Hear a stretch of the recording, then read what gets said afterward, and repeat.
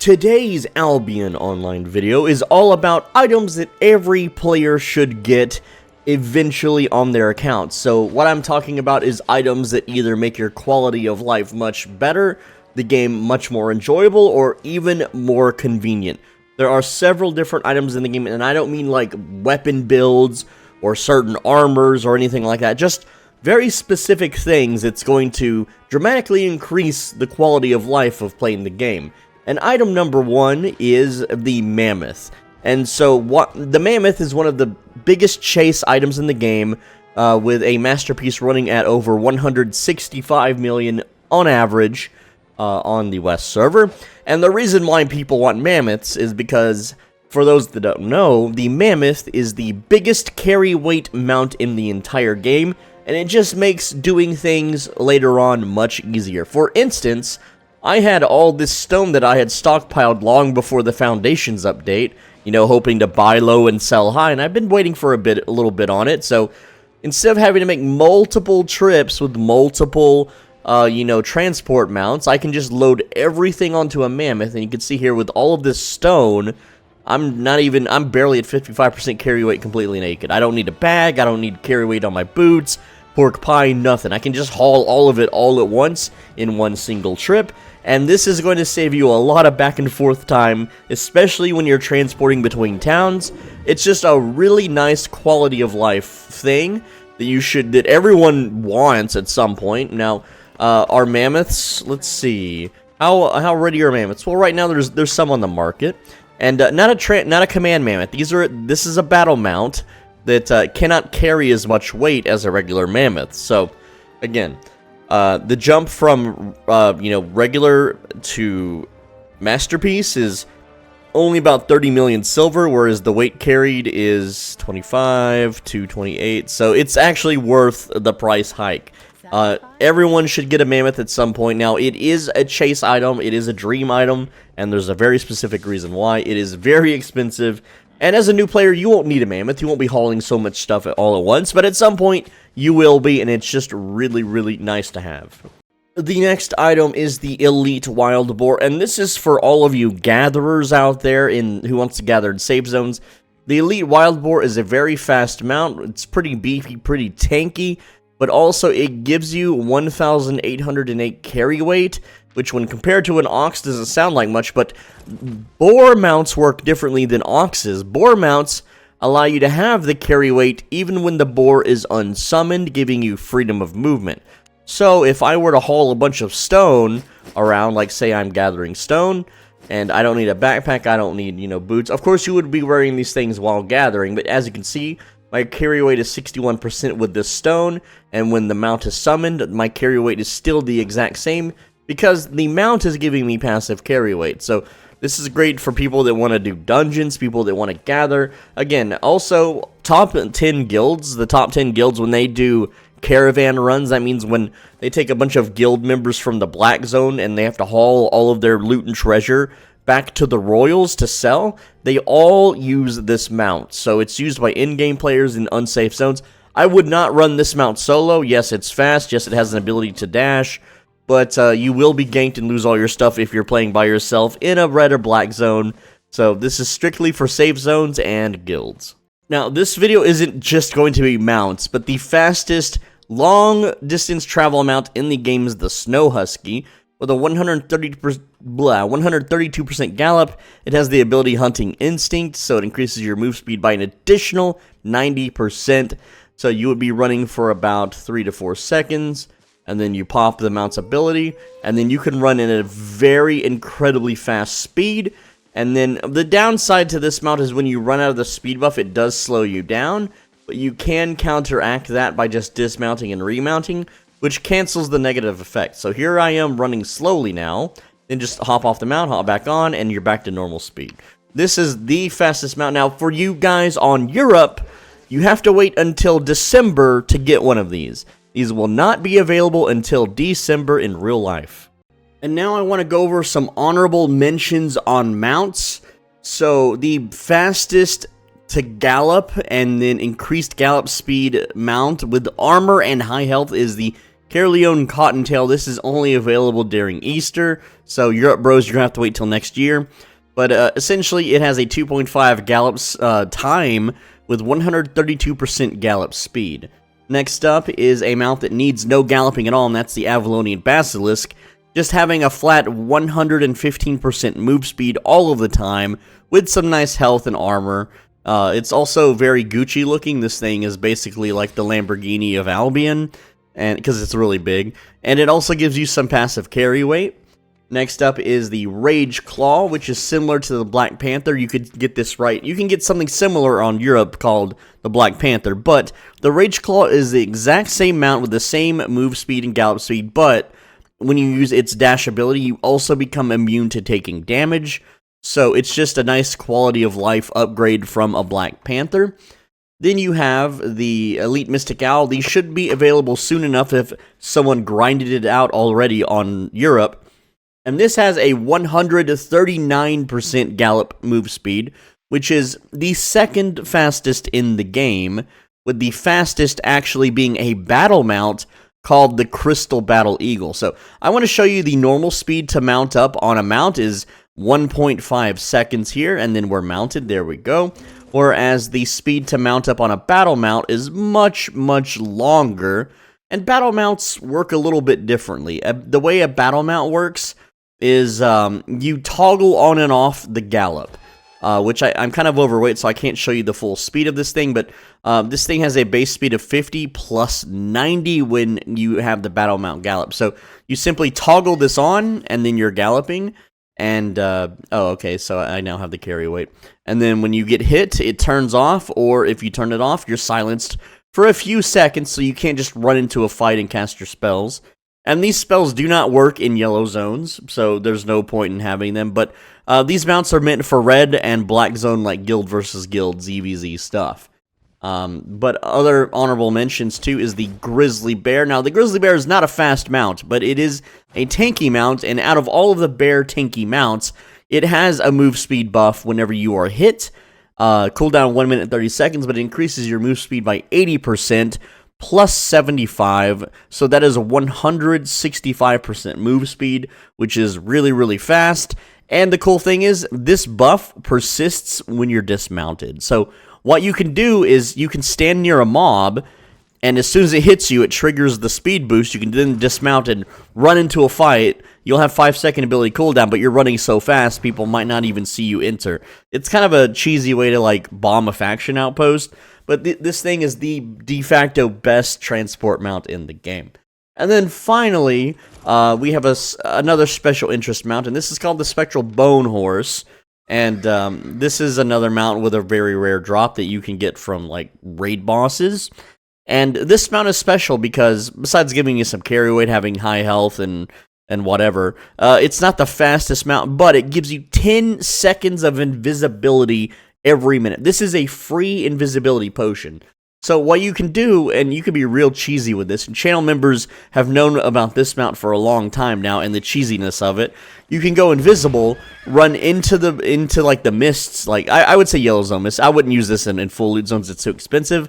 But you can run on top of someone who is like fame farming and casting AoE spells. It will hit your mount, you'll remain invisible. It will despawn their mount, you can then dismount and then kick their butt, and they can't run away from you. It's a really cheesy way to grief yellow zones. You can also run into the middle of a faction outpost with a bombing set with like a keeper cape, and you can just, everyone's AoEing when they're doing like a faction outpost fight. So you go invisible from off screen, you run in with this mount, they dismount you because you're staying in all of the AoEs. You let your keeper cape trigger and you blow everyone up with a single attack. It's really, really fun. This is one of the most fun mounts to have. And you'll notice that I've never made a public video about it because this has been a channel member secret for the longest time now. It's ridiculous. This mount used to be 5 seconds of invisibility, but a couple months ago, it was buffed to 10 seconds. That's the length of an invisibility potion. For free, every minute, it just uses your boot ability. It's so fun. This thing is amazing too if you want to dodge yellow zone gankers, I guess, or scout areas. The invisibility, you're invisible and you're running at a very fast mount speed. It's one of the most broken things in the entire game. If you're super rich in a whale, this would be one of the safest mounts you could possibly use in an unsafe zone, though just bringing this thing out into an unsafe zone would make you a huge target by so many people. Next up is an 8.4 satchel, and for those that don't know, a satchel is a bag. It offers, carry weight, but also you can toggle on what's called combat study, and it's just a combat fame booster. So this bag, when I wear it and I have it activated, it gives me 108% increased combat fame, though I do have to pay silver every time I kill a mob.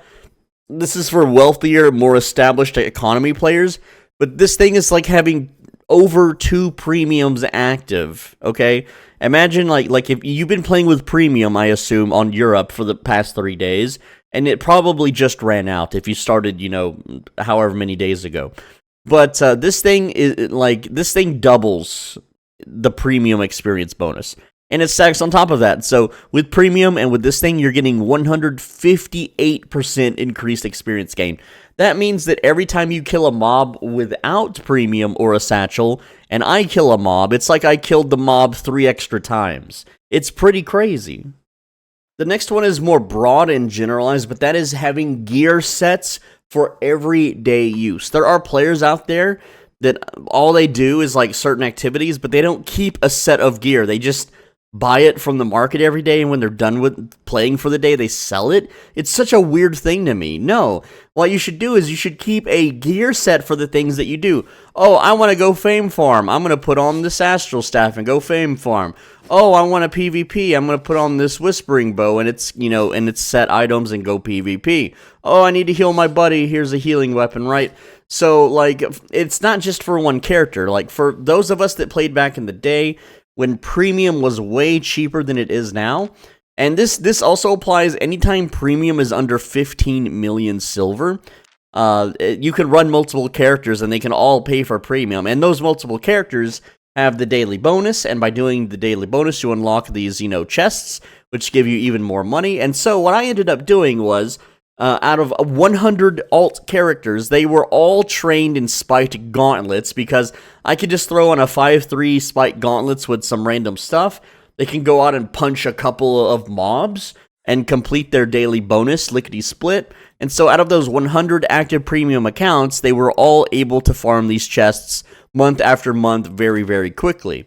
Which also brings me to the next thing, besides having item sets that you use constantly throughout your day. Of course, gathering sets are a thing, right? Consumables. Just having a big stockpile of consumables is really nice, so you don't have to go to the market and buy them every time you want to set out for an adventure. Is islands. Islands let you have, laborers, crops that you can grow, houses with chests that you can organize items in. Because as a regular player without an island, you just have the big bank chest in town, and you have to stuff everything in one bank tab, and you have to buy more bank tabs, and it's just a big pain in the ass. But with an island, you can have multiple chests. You can even have chests outdoors you can put stuff in, and just organize all your stuff. And then having a nice big guild hall, these things generate you more silver. Like, if I do any tier 8, like fame farming or whatever, I can fill tier 8 mercenary journals. And these guys are going to give me, like, 8 to 12,000 silver each in journals that I can fill in minutes. It's pretty nuts just how crazy you can upskill your wealth. And yes, I know, having a guild island costs money. Like, right now, just having a guild island, not even with the 3 extra houses, is like a 6 million investment. It's so worth it once you have your money rolling. I mean, if you've been looking at the timeline of this video, you've seen my silver jump up and down in just minutes. And, that's going to be pretty normal for you once you're an established player. You're buying, you're selling things. And the only reason my silver went down is so I could show off the damn Crystal Eagle here, which I thought I had one, but I didn't. So there you go. It's added to the collection now, just for you. The next one is vanity items. Now, I've never paid for any skins. Everything that my character is wearing is earned throughout the game or just random Twitch drops. And like this helmet here, it's really cool because I can summon a little bunny on the ground and it runs around. It's just really obnoxious if I down someone or I'm like stream sniping and I start summoning bunnies. It just pisses people off. It's really funny. And the next one is this Bridgewatch War banner you earn through faction PvP. You can down someone and then smash a flag into their back. You know, you can just kind of smash a flag as you want. And just having random vanity items that makes your character stand out in the save zones. Most people will have vanity stuff turned off in full loot zones, so you look like everyone else and they can see your gear. But just walking around with a big annoying flag is just funny to me if I'm standing on top of someone's stream. Again, this doesn't really do anything for you. It just turns your character. Look, this guy even has the same skin as me. Like, he's got a little snowball or something in his hand. No, he's got a like a beer mug overflowing with foam. See? So, like, I don't know. Just having skins makes you pop out. It's interesting to me. Journals are another thing that every player should be utilizing after, like, their first week. Even if you don't have laborers, even if you don't have islands set up, journals are just free money for the most part. Now, mercenary journals, sometimes not, because the market, just how the market is, it's not really viable for people to buy a journal that prints silver, just because of how easy and quick they are to fill. But everything else, like for instance, if you're skinning, you have these tier 2, you know, Skinner tomes. Then, well, not Skinner tomes, but laborer journals. Then when you go skinning, you fill them up, and you can sell them to the market to someone who wants to utilize them. And it's just bonus money. It's just bonus silver. And when I remember being a new player, and I would go out and fame farm, I'd go out and gather, I would even go out and craft, and I did it for months. And no YouTuber was ever talking about journals or laborers. And I was just spinning the wheels. I could have been making so much more silver than I did back in the day. So I always tell everyone, if you're doing anything in this game, bring journals. Now, obviously, on Europe, journals weren't readily available because no one really got the ball rolling with laborers. It takes like 10 days to like grow a laborer to tier 5. And so you wouldn't really see like tier 5 journals on the 7th day. It's really hard to level up a laborer very quickly unless you get very lucky. And no one decided to do that. But it's been about a week or two now. So you should start seeing more journals on the market on Europe. And just go out and buy a bunch and then fill them up, sell them. And so you can afford an island, and then you won't be selling them anymore. You'll be turning them into your laborers, and then your laborers will give the journal back completely empty for you to refill again. So they're a reusable item, and it's just bonus dividends for anything you do in this game. The next one's kind of generic, but unlocking the ability to get to Brecilien, you're going to need to grind your reputation in the mists beyond neutral. It's 50,000. It does take some time. I didn't end up doing it on Europe. It was just taking too long. I wanted to focus on other things. But you should absolutely get your main characters that you're going to be playing access to this place, because it's basically a sixth city. It's a whole different economy. There's a whole lot of conveniences here in Brecilien. Just go do some Yellow Zone mists, free the wisps, do the mist camps, and grind it out in, 3 to 4 hours or however long it takes. I don't know how long it takes anymore, but definitely unlock this. The next one is going to take you a lot of time, but you should have multiple characters who specialize in multiple different things. My Swole Benji character here was actually a crafting alt long ago, before I spun up a YouTube channel. And here is his maximum potion crafting. He also grew crops, which, this was after the price hike of premium, so that he could grow both of these crops on his own for like 1 to 3 months, and then spend another month crafting potions out of them. But, before the price hike, I had multiple potion crafting and crop growing alt characters. For instance, this girl gamer character only exists to grow crops. That's right. This character would log in, water some burdock and a little bit of comfrey, because why not? And then log off. And those are just 2 characters out of 100 total characters that would be used to grow crops, craft things. I have maxed out chef characters, etc., etc. And again, back in the day, premium used to be only 6 million silver, and each one of these characters, just spending minutes a day, would print 15 million silver just from crop growing, just from potion crafting, just from being a chef. They would print, like, the potion crafting and chef would make 2 to 5 million a day, and the crop growers would make 500,000 a day. Well, 500,000 times 30 is 15 million. So I was basically doubling my premium investment every single month, add infinity, and each character, because they have premium, they have their own private island, and because of that, that's more houses and more laborers that you could stack on top of it, along with the crop growing. And so back in the day, you couldn't just put, 15 crop plots. You could only put up to 5. And, like, if you look at my personal island here, it's still set up in the old way, whereas, the maximum amount of crops you could have was 5, and then the rest were all houses and, just little building plots, whatever, to store silver, or anything else that you want to do. But, essentially, that's how people did it back in the day. But now that premium is way too expensive, you don't make your money back by just having an alt character. But, depending on the price of premium and the price of crops, you never know, it could creep back up, but because people are sitting on literally 3 to 5 years worth of crops, it's most likely that you're not going to generate more than 15 million per month growing crops anyway. And because people, grow crops on their main characters, that keeps the prices low, and so we probably won't see that resurge ever again. And the devs don't really like it either. They want you to spend real money on premium. They don't want you to spend 2 minutes like a day watering and harvesting crops to be able to just pay for the game indefinitely.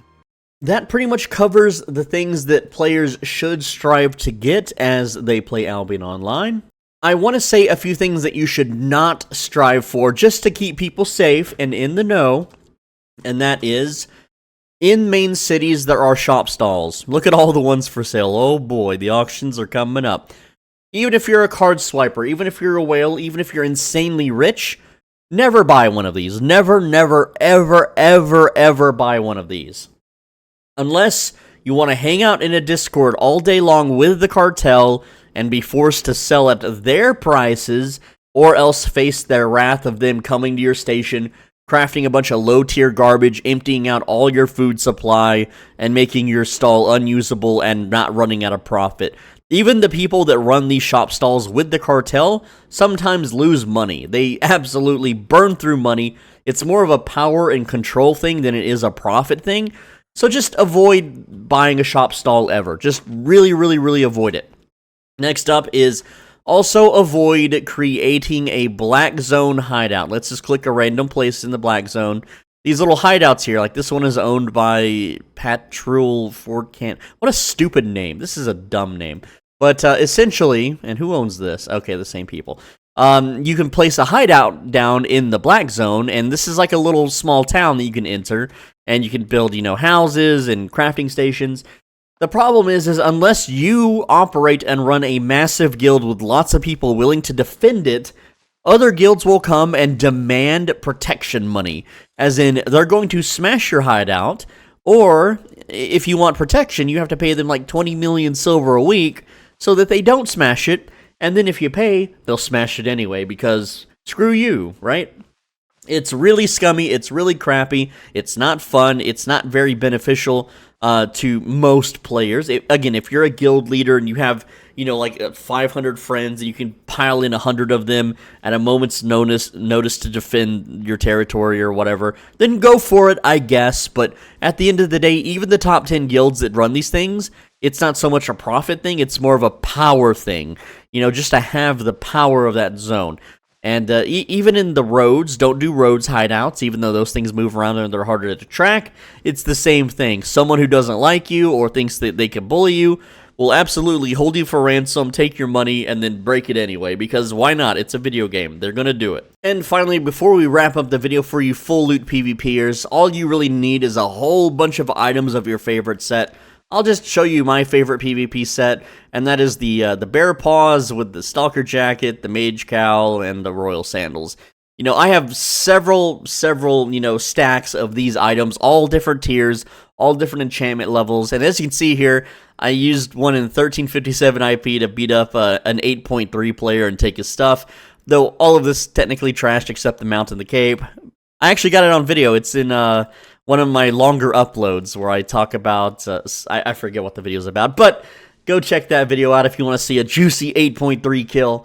And yeah, with that said, the server's shutting down in 10 minutes, so I gotta go. Thank you so much for watching. Leave a like. Please leave a like. There is, like, Reddit is really trying to crack down on my videos lately. Reddit is pissed and they're downvoting every video I upload. Like the day of upload, it's like 20 downvotes, okay? And I know some of them deserve downvotes because I'm like, become a channel member. Look, man, I'm poor in real life. I have to grift you for channel membership. I absolutely do. If I don't, I starve. And if I starve, no more Swole Benji videos. Or I have to go play something else. I literally have to play something else to survive and make bill payments. I'm sorry. That's just how it is. So expect to see other uploads of other games for a while until I can maybe make some bank. Albion doesn't pay the bills. The views per hour on Albion vids suck. I'm sorry. Get a real job, Soul, but get a real job. I can't. I don't have an education. I don't have any friends. I don't have any family. I can only work fast food or retail, and I live in the ghetto. So if I work in retail, guess what happens? Someone shoplifts, and I don't stand around and do nothing. I'm a very justice-seeking individual, so I will chase the shoplifter, then I will get fired from retail, which means I have to go to a new retail job and start all over again. And retail doesn't pay enough. Fast food does not pay enough to pay for the bills. The cost of living is too high, and the pay hasn't went up in the past 20 years. And so what I'm going to go make $7 an hour flipping burgers at McDonald's.